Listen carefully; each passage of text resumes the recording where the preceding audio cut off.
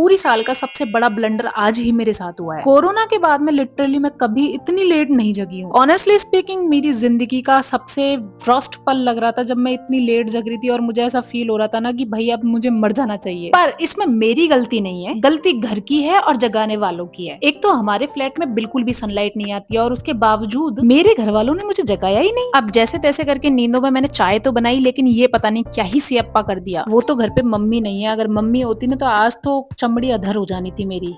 हम मम्मी के ना होने का फायदा उठाते हुए नहा धो के फ्रेशन अप हो लिए थे और आज मैंने पहनी थी मेरी फेवरेट वाली टी शर्ट। बहुत ज्यादा मूड खराब हो रहा है मेरा इस वक्त तक। आप लोगों को ऐसा लग रहा होगा ना कि कितनी हंसी खुशी व्लॉग बना रही है। तैयार होने के बाद में मैंने भगवान जी की पूजा करी, उनको प्रसाद चढ़ाया और उनका भोग खुद खा लिया। सचमुच ना भगवान के चीले खाने का आहा आनंद ही अलग है। अब ये तो आप लोगों को समझ में आ ही गया होगा कि खाना खाने के बाद मैं घर से निकल रही हूँ तो मैं जाऊंगी कहाँ। दीदी के घर पे पहुंचते के साथ ही बच्चों के साथ मैंने अलग ही लेवल के खेल खेलना शुरू कर दिए। बचपन में मैं बैठा करती थी मम्मी पापा की स्कूटी या बाइक पर ऐसे। दीदी के घर से आने के बाद में मैं सीधा गुनगुन के पास आ गई थी क्योंकि हमको जाना था आज बर्गर किंग।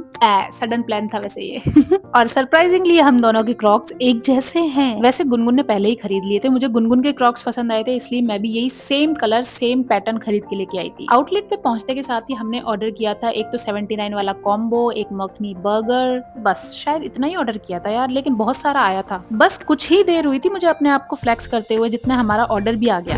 ये सारा मेरा है, मैं खा लूं। ये इतनी सी बच्ची है, इतनी सी। ये 3 बर्गर, एक फ्राइज है, एक कोक है और ये सब मैं खाऊंगी। तू खा लेगी इतना? हाँ, पक्का?